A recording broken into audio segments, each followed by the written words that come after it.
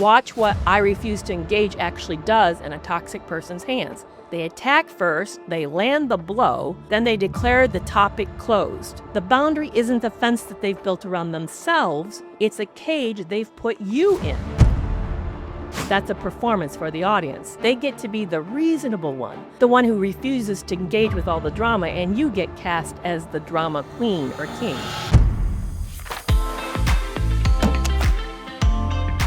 Here's a thing that will drive a sane person right to the edge. Somebody hits you. It's a jab, an accusation, a cold little comment. And the second you turn to respond, they're gone, blocked. And then you get that flat, self-righteous line of, I refuse to engage with you on that. Door shut, case closed. And you're left standing there, your heart in your throat, holding all of it with absolutely nowhere to go. If that's happening to you, I want you to hear this. You're not crazy. And you're not weak for feeling wrecked by it. That move was engineered to leave you feeling like this. Today, we're going to name exactly how it works and what you should actually do when a person who's doing this isn't just difficult. They're weaponizing a strategy against you. So let's get into it. This week's story comes from a listener from Ontario, Canada, and honestly, it's a powerful question. Let me read it to you. How do you deal with a toxic person who's weaponized deep technique? Don't defend, engage, explain, or personalize. This person is very skilled at manipulation. They're a lawyer who regularly does depositions, so they know every technique for destabilizing someone and making them look bad. That may be fair game in court, but now they do it in their personal life. They attack me, then block me. Or they attack somebody and then never respond when the target tries to reach out to fix it. Their justification is, I refuse to engage with you on that topic, said in a self-righteous tone, and often the attacks come with false accusations that feel like the start of a mini smear campaign. I know the best thing would be to avoid this person entirely, but I have to stay in limited contact. I have to distance myself as much as I can, but weaponized deep is so hard to handle when the attacker is the one using it instead of the target. Okay, first of all, I want to thank you because you've already done the hardest part, which is seeing it clearly. Most people caught in this can't name it yet, and you handed me the diagnosis on a plate. So let's start there because that's what's critical to understand. Deep, which stands for don't defend, engage, explain, or personalize, was never meant to be a weapon. It was meant to be a shield. It's one of the first tools we hand survivors of manipulation because when you're dealing with a disordered person, defending, explaining, and justifying yourself just feeds the machine. So we teach people to stop feeding it. Don't take the bait. Protect your peace. Deep is armor for the person being targeted. What this person in your life has done is picked up that armor and now they're swinging it like a club. This distinction is critical because it may change how you see what's happening. There's a difference between a boundary and a control move. They can look identical on the outside, but the difference is the direction. A real boundary governs my own behavior. I'm not going to discuss my finances, or I'm going to step away from this conversation. The boundary is a fence that I put around myself. It contains me. But this is a control move that looks like a boundary, but governs you. Watch what I refuse to engage actually does in a toxic person's hands. They attack first, they land the blow, then they declare the topic closed. So now you can't respond. You can't resolve it. You can't even defend yourself against the thing because they just said it's over. The boundary isn't the fence that they've built around themselves. It's a cage they've put you in. That's the tell. A genuine boundary would come instead of attack. Theirs comes after the attack. They open the wound and then deny you the right to reply. And notice it's a hit and run. Attack, then vanish. That's destabilizing, and that's not by accident. Your nervous system is wired to want to close loops. So when something's unresolved, your body stays switched on looking for resolution. So when they attack and disappear, they've handed you a loop that they're never going to let you close. You end up ruminating, drafting messages you're never going to send, replaying that conversation at 3 a.m., and that's the churning. It's not you being obsessive. That's a nervous system that's deliberately left revving with no off switch. That's the point of the tactic. Then there's the piece that makes it feel unsafe rather than just infuriating. It's the false accusations, the mini smear campaigns, the self-righteous tone that you described. That's not for you. That's a performance for the audience.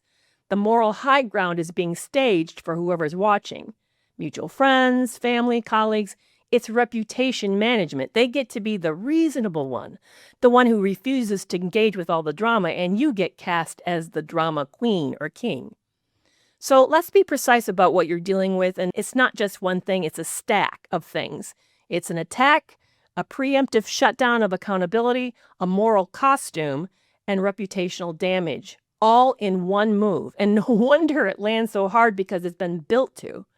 Now, this is why I paired this story with Monday's conversation. If you haven't heard the episode with the attorney Diana Romanoff, I really highly recommend that you do. Diana Romanoff is a divorce and family law attorney in California, and on Monday, she said a few things that applies directly to the situation.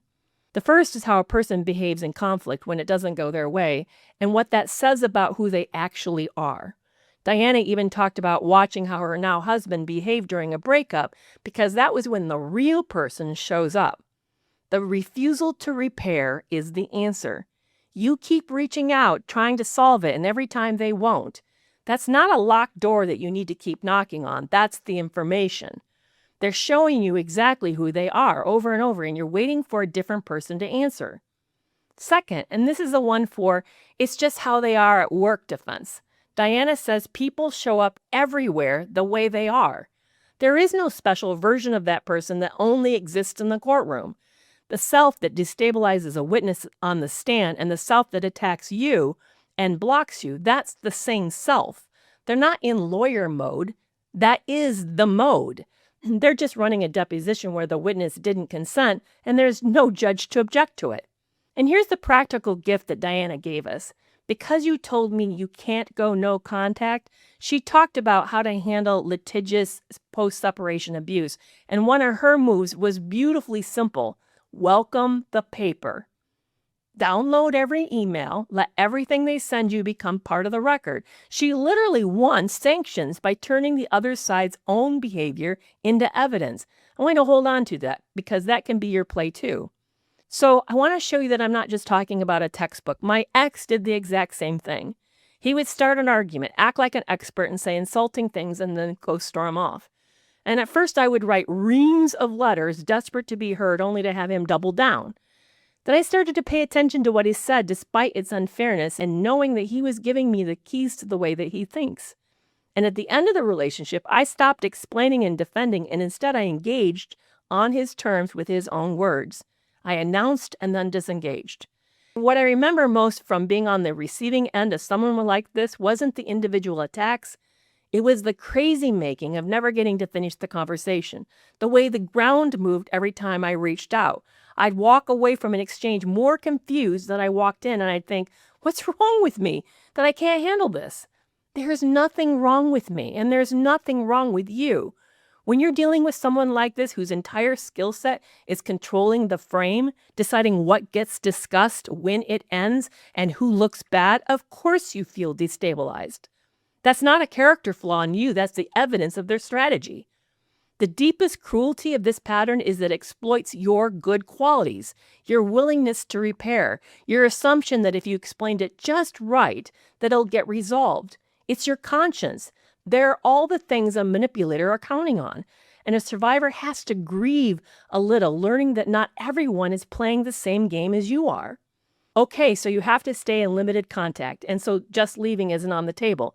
Here's what to do. 1, stop trying to close the loop. That's the hardest part, and probably the most important part. Every time you reach out to fix it, you're feeding the exact machine that runs on your need for resolution.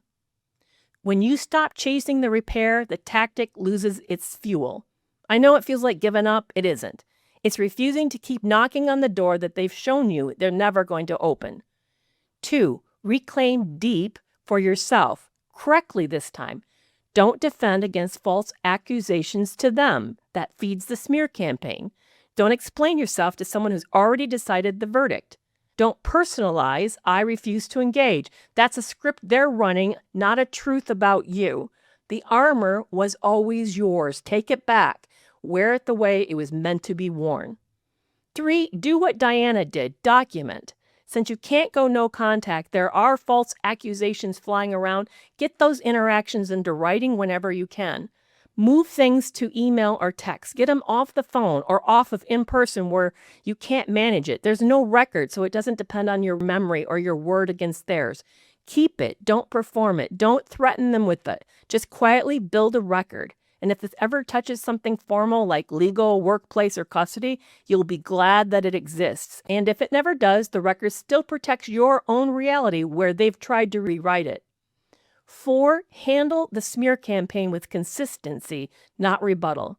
You can't out-argue a smear campaign in real time. Chasing down every false accusation to correct it is just a deep trap running at a social level, and it makes you look exactly as they want you to, reactive.